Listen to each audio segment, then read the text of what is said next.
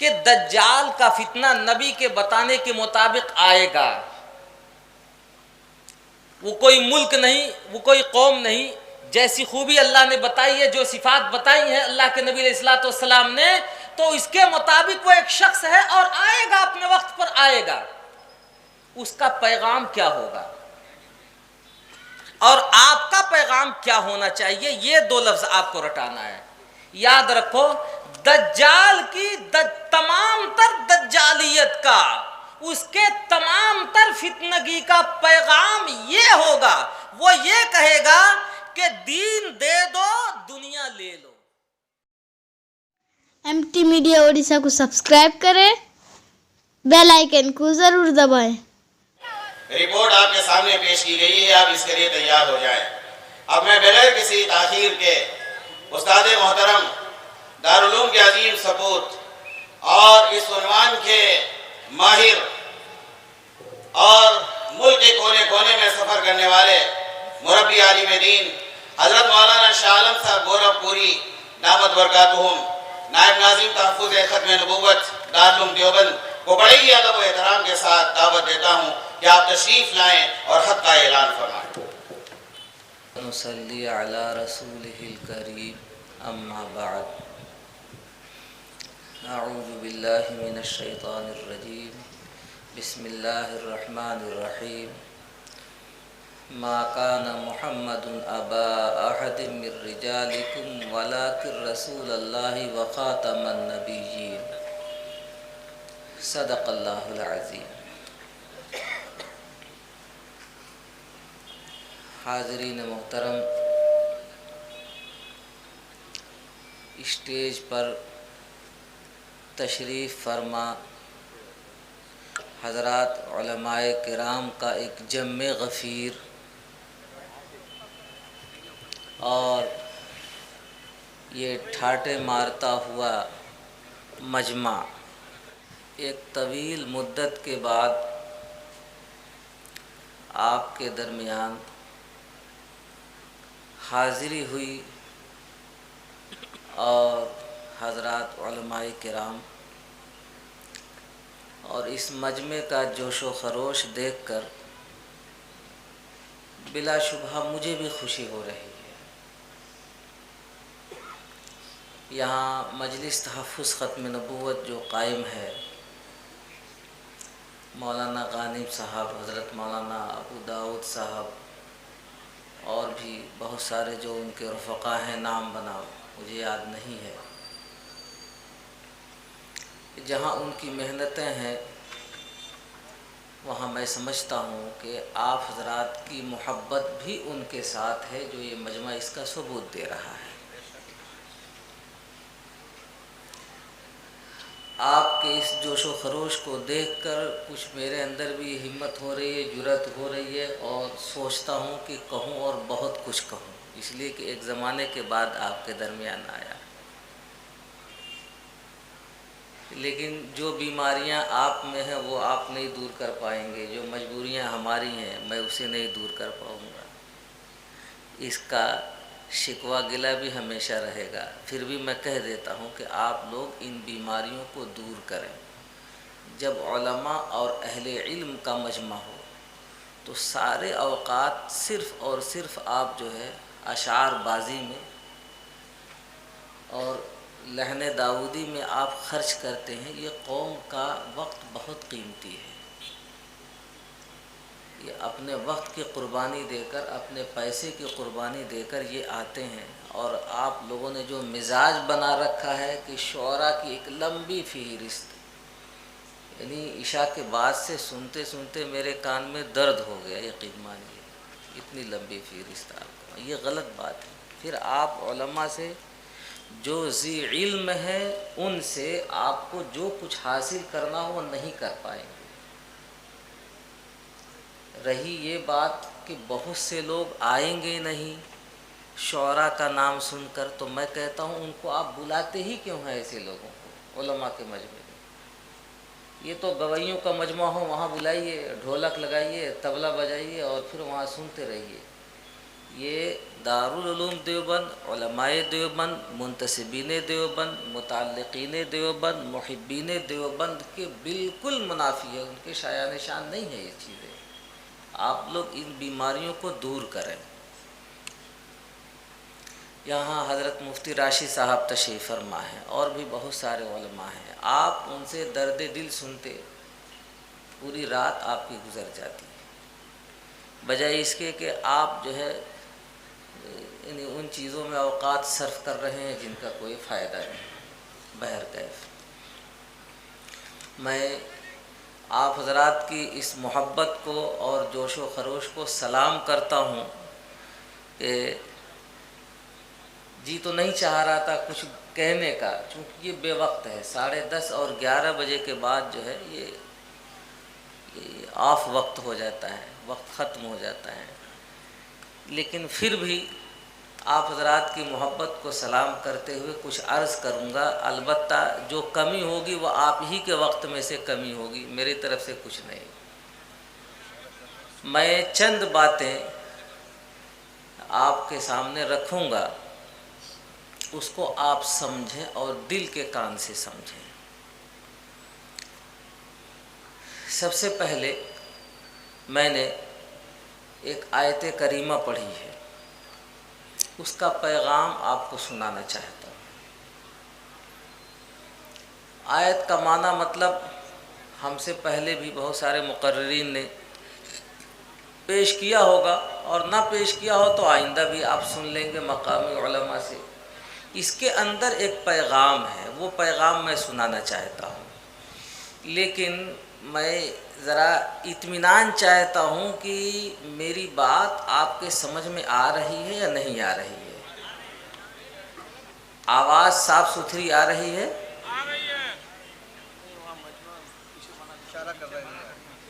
آواز پیچھے صاف ستھری نہیں آ رہی ہے؟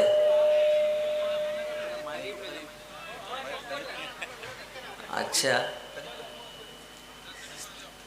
اب بتائیے آواز آپ کو آ رہی ہے؟ جی۔ اللہ تعالیٰ نے اس آیت میں ایک پیغام دیا ہے۔ پیغام کیا ہے؟ وہ یہ ہے کہ مسلمانوں، آپ کو یہ سمجھنا ہے کہ ہمارا اور آپ کا رشتہ ہمارے نبی پاک محمد مصطفیٰ صلی اللہ علیہ وسلم سے کیا ہے۔ یہ سوال سمجھ میں آیا؟ ہمارا اور آپ کا رشتہ ہمارے نبی پاک صلی اللہ علیہ وسلم سے کیا ہے؟ اللہ تعالیٰ نے اس آیت میں وضاحت فرما دیا اور یہ بتایا کہ مسلمانوں کان کھول کے سن لو اور دل کے کان سے سنو، ہوش کے کان سے سنو۔ مسلمانوں کا رشتہ مسلمانوں کے نبی محمد مصطفیٰ صلی اللہ علیہ وسلم سے باپ بیٹے کا ہے۔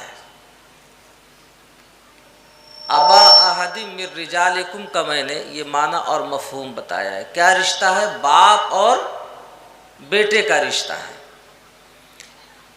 باپ بیٹے کا رشتہ دنیا میں ایسا رشتہ ہے، آپ جانتے ہیں کہ اس کو کسی یونیورسٹی، کسی کالج اور نیچے درجے تک آ جائیے، پرائمری میں، یا اوپر درجے تک چلے جائیے، کہیں سے کہیں کسی دانشگاہ میں باپ بیٹے کا رشتہ پڑھایا نہیں جاتا، بتایا نہیں جاتا، بلکہ قدرتی طور پر جب بچہ پیدا ہوتا ہے تو وہ ماں کو پہچانتا ہے اور باپ کو پہچانتا ہے۔ اور یہ انسان تو انسان کا، یہ تو جانوروں کے اندر بھی ہے۔ آپ دیکھ لیجئے، ایک مرغی ہے،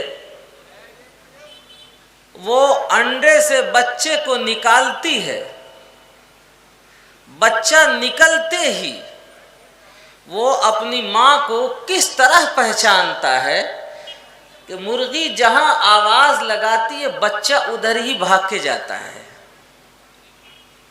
آپ بتائیے اس بچے کو کس نے سکھایا تھا، کس نے سجھایا تھا؟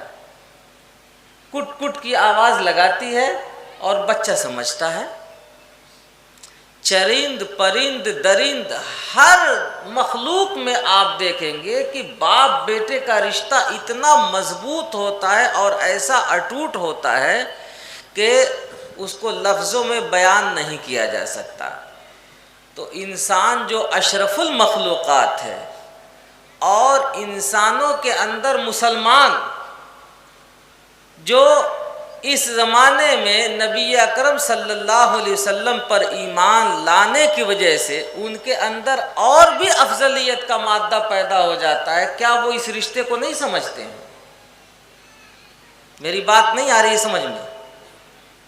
آپ بھی اپنے گھر میں باپ ہوں گے اور آپ کی جو چھوٹی چھوٹی اولادیں ہوں گی گھر میں، ان کے تئیں آپ کی جو محبت ہوتی ہے، کیا اس محبت کو پڑھایا اور سکھایا جاتا ہے؟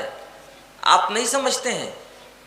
ایک باپ صبح نکلتا ہے کمانے کے لیے، دھوپ ہے، بارش ہے، سردی ہے، گرمی ہے، کسی چیز کی پرواہ نہیں کرتا، شام تک کماتا رہتا ہے۔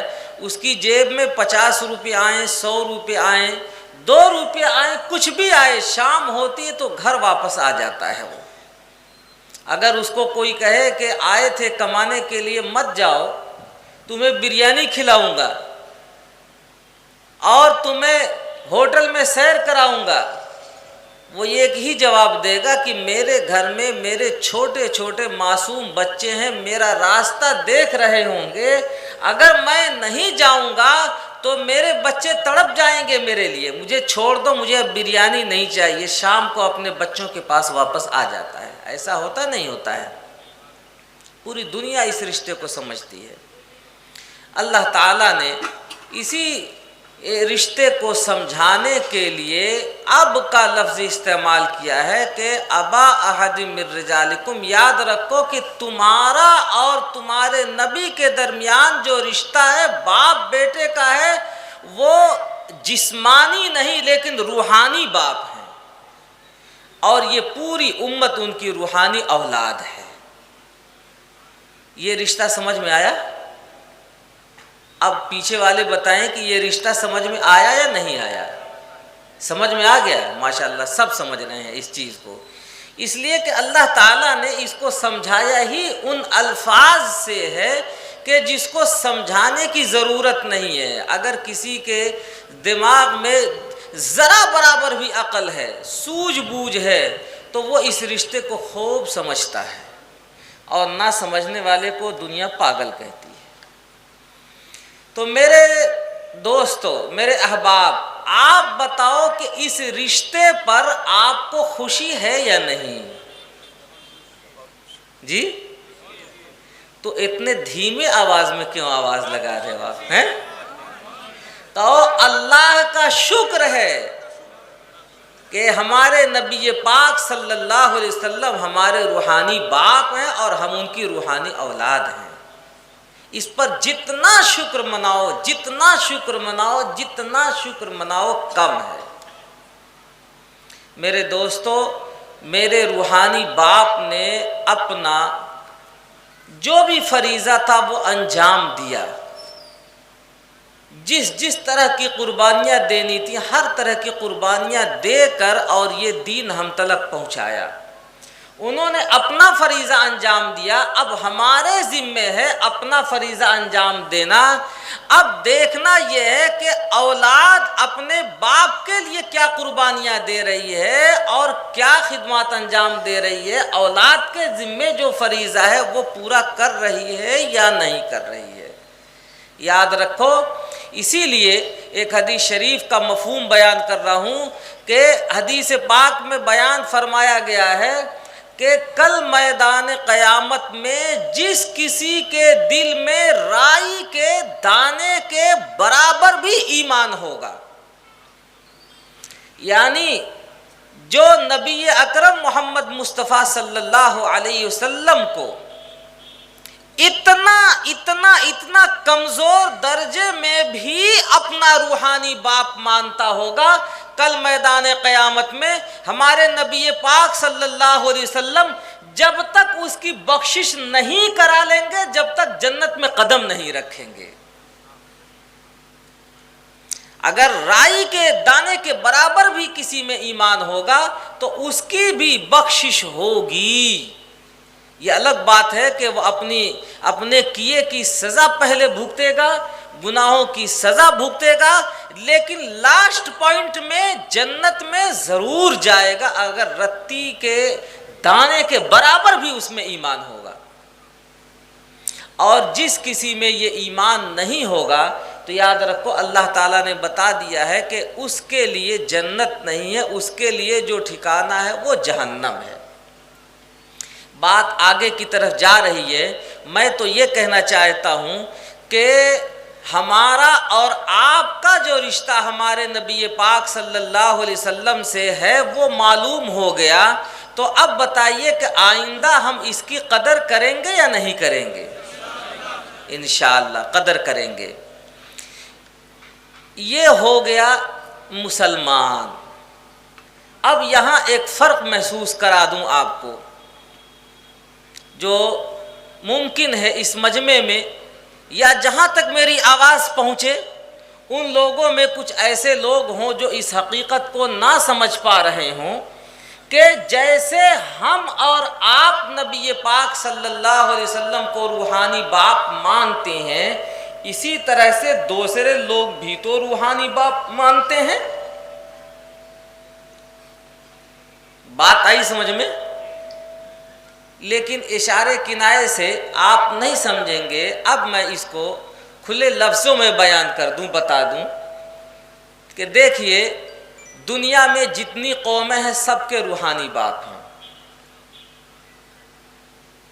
عیسائیوں نے اپنا روحانی باپ حضرت عیسیٰ ابن مریم علیہ السلام کو مانا تو انہوں نے اپنا نام کیا رکھا؟ عیسائی۔ یہودیوں نے حضرت موسیٰ علیہ السلام کو اپنا روحانی باپ مانا تو انہوں نے اپنا نام رکھا یہودی۔ ہمارے برادران وطن وہ بھی اپنا روحانی باپ مانتے ہیں، کوئی رام چندر جی کو مانتا ہے، کوئی کرشن جی کو مانتا ہے۔ ان میں بھی بے شمار مذاہب ہیں، جو جس کو بھی اپنا روحانی باپ مانتا اس کی طرف نسبت کرتا ہے۔ کوئی غلط تو نہیں ہے، صحیح ہے۔ اسی طرح سے مسلمان محمد مصطفیٰ صلی اللہ علیہ وسلم کو اپنا روحانی باپ مانتا ہے تو اپنا نام رکھتا ہے مسلمان۔ بات پوری ہو گئی؟ اس میں کوئی شک و شبہ نہیں ہے۔ شک و شبہ کہاں سے پیدا ہو رہا ہے، دھوکہ کہاں سے پیدا ہو رہا ہے، وہ اگلی بات سے ہو رہا ہے۔ کچھ ایسے لوگ بھی ہیں جو ہمارے نبی پاک محمد مصطفیٰ صلی اللہ علیہ وسلم کو روحانی باپ مانتے ہیں، تو پھر ان میں اور ہمارے درمیان میں فرق کیا ہے؟ یعنی قادیانیوں اور مسلمانوں کے درمیان فرق کیا ہے؟ یہ سوال پیدا ہوتا ہے کہ قادیانیوں سے آپ کہیں گے جو اپنے آپ کو احمدی کہتے ہیں تو وہ یہی کہیں گے، کہتے ہیں، وہ لکھتے بھی ہیں، وہ اعلان بھی کرتے ہیں وہ کہ محمد مصطفیٰ صلی اللہ علیہ وسلم ان کے بھی روحانی باپ ہیں، وہ یہ اعلان کرتے ہیں۔ پھر فرق کیا ہے مسلمانوں اور قادیانیوں کے درمیان میں؟ مسلمان بھی محمد مصطفیٰ صلی اللہ علیہ وسلم کو روحانی باپ مانتا ہے، قادیانی بھی روحانی باپ مانتے ہیں، پھر فرق کیا ہے دونوں میں؟ فرق سمجھا دوں آپ کو، آپ کی زبان میں دو لفظوں میں یاد کر لیں گے۔ دیکھیے فرق یہ ہے کہ مسلمان جو ہے محمد مصطفیٰ صلی اللہ علیہ وسلم کو روحانی باپ مانتا ہے تو وہ اس طرح سے مانتا ہے کہ آپ جب پیدا ہوئے ہیں جسمانی اعتبار سے تو پوری دنیا میں جانتے ہیں کہ پیدا ہوتا ہے آدمی ماں کے پیٹ سے، پیدا ہوتا ہے ماں کے پیٹ سے، اور اس کے باپ کتنے ہوتے ہیں؟ باپ ایک ہوتا ہے نا۔ اسی کو شرافت کہتے ہیں، اسی کو شریف کہتے ہیں۔ فرق یہ ہو جاتا ہے کہ ہم نے روحانی باپ مانا محمد مصطفیٰ صلی اللہ علیہ وسلم کو اس شرط کے ساتھ کہ آپ ہی ہمارے روحانی باپ ہیں، اب اور کوئی روحانی باپ دنیا میں پیدا ہونے والا ہمارے لیے نہیں ہے۔ اور قادیانی یہ کہتے ہیں کہ محمد مصطفیٰ صلی اللہ علیہ وسلم ہی روحانی باپ ہیں، اور نعوذ باللہ من ذالک مرزا غلام احمد قادیانی بھی روحانی باپ ہے۔ تو اب مسلمان کسے کہتے ہیں اور قادیانی کسے کہتے ہیں، فرق سمجھ میں آ گیا؟ جو ایک کو روحانی باپ مانے وہ مسلمان، اور جو دو باپ کو مانے وہ قادیانی۔ فرق آ گیا نہیں آئے گا سمجھ میں؟ جی، جو ایک روحانی باپ کو ماننے والا ہو وہ مسلمان، اور جو دو باپ کو ماننے والا ہو وہ قادیانی ہے۔ آپ بتائیے، میں نے کوئی گالی تو نہیں دی، کوئی اپ شبد تو نہیں کہا، کوئی برا لفظ تو نہیں کہا، اور میں اس بات کی ضمانت دیتا ہوں کہ جو الفاظ میں نے کہے ہیں یہاں اڑیسہ کے کسی کورٹ میں یا دنیا کے کسی کورٹ میں قادیانی لے کے جائیں اور چیلنج کریں، میں ثابت کر دوں گا کہ مسلمانوں اور قادیانیوں میں صرف یہی فرق ہے کہ مسلمان جیسے جسمانی اعتبار سے ماں ایک، جسمانی اعتبار سے باپ ایک، اسی اعتبار سے روحانی اعتبار سے بھی باپ ایک ہی کو باپ مانتا ہے، ایک ہی کو خدا مانتا ہے، ایک ہی قبلہ ہے، ایک ہی کعبہ ہے، اس کے لیے چار اور دو نہیں ہیں۔ اور قادیانیوں کی میں ترجمانی کر رہا ہوں، انہی کے الفاظ میں کر رہا ہوں، لیکن خلاصتاً کر رہا ہوں میں آپ کو سمجھانے کے لیے کہ قادیانی ایک کو نہیں دو باپ کو مانتے ہیں، تو دو باپ کے ماننے والے کو قادیانی کہا جائے گا اور ایک باپ کے ماننے والے کو مسلمان کہا جائے گا۔ اب آپ اپنے گھروں میں بیٹھ کر کے فیصلہ کر لیجئے گا کہ جن کے گھروں میں دو دو نہیں 10 باپ ہوں ان کو دنیا کیا سمجھتی ہے۔ میں تو نہیں فیصلہ کر رہا ہوں، ہمارے وہاں تو الحمدللہ ایک باپ ہے۔ یہ فرق قادیانیوں اور مسلمانوں میں سمجھ میں آ گیا؟ آپ کے یاد ہو گیا؟ یاد رکھیے، یہی فرق مولانا غانم صاحب اور یہ ختم نبوت والے سمجھانا چاہتے ہیں، کبھی در در جا کر، کبھی گھر گھر جا کر، کبھی روڈ میں جا کر، کبھی راستے میں جا کر، کبھی دکان پہ جا کر، جہاں کہیں بھی ایک مسلمان ہو وہاں جاتے ہیں تو وہ یہی پیغام لے کے جاتے ہیں ختم نبوت کا۔ ختم نبوت کا معنی مطلب صرف اور صرف اتنا ہی ہے کہ نبی اکرم صلی اللہ علیہ وسلم کو ایک باپ ماننا اور انہی کو صرف روحانی باپ ماننا، اس کے علاوہ اور کسی کو روحانی باپ نہیں ماننا۔ یہ ہے ختم نبوت کا مطلب۔ پلس وہ آپ کو بچانا چاہتے ہیں اور یہ کہنا چاہتے ہیں کہ وہ لوگ جو اپنی ماں کا دامن داغدار کر رہے ہیں، دو باپ تسلیم کر رہے ہیں، تم ان میں سے مت ہو جانا۔ اگر دنیا کے چمک دمک میں ان میں سے ہو جاؤ گے، دنیا کی رونق دیکھ کر ان میں سے ہو جاؤ گے، اپنی جہالت کی بنیاد پر ان میں سے ہو جاؤ گے، یا اپنی دانشوری کی بنیاد پر ان میں سے ہو جاؤ گے، جس وجہ سے بھی تم ان میں سے ہو جاؤ گے، ہو جاؤ، دنیا آزاد ہے، ہوتے رہنا۔ لیکن یاد رکھو کل میدان قیامت میں جب تم جاؤ گے تو نبی اکرم صلی اللہ علیہ وسلم کے سامنے کیا منہ دکھاؤ گے؟ وہاں تم کس کے حقدار بنو گے؟ وہاں تمہاری شفاعت اور تمہاری سفارش نہیں ہو سکتی ہے، دھوکے میں رہو گے تم، یاد رکھو۔ آج دنیا میں اگر کوئی اولاد ایسی ہو جو اپنا انٹروڈکشن کراتے ہوئے، اپنا تعارف کراتے ہوئے اپنی ماں کے سامنے یہ کہے کہ میرے دو باپ ہیں، تو ایسی ماں شرم کی وجہ سے زمین میں دھنس جائے گی، گڑ جائے گی، اور وہ یہ کہے گی کہ کاش کہ اس کمبخت کو میں پیدا ہی نہ کی ہوتی، اس نے میری شرافت کا دامن داغدار کیا ہے۔ یہ ہماری شریعت، یہ روحانی ماں ہے۔ نبی اکرم صلی اللہ علیہ وسلم تنہا روحانی باپ ہیں جو آئے ہیں اور یہ شریعت ہمیں دے کر کے گئے ہیں۔ میرے بھائی، جو لوگ اس شریعت کا دامن دو باپ کو مان کر کے داغدار کر رہے ہیں، تو بتاؤ یہ عیب کی بات ہے یا نہیں؟ فکر کی بات ہے یا نہیں؟ گھر گھر جانے لوگوں کو بتانے کی بات ہے یا نہیں؟ یہ دیوانگی تو نہیں، پاگل پن تو نہیں۔ یاد رکھو، یہ ختم نبوت کے جو دیوانے آپ کے دروازے پہ جاتے ہیں وہ یہی پیغام لے کے جاتے ہیں۔ اگر ویڈیو اچھی لگی تو لائک کریں اور تمام دوستوں کو شیئر کریں۔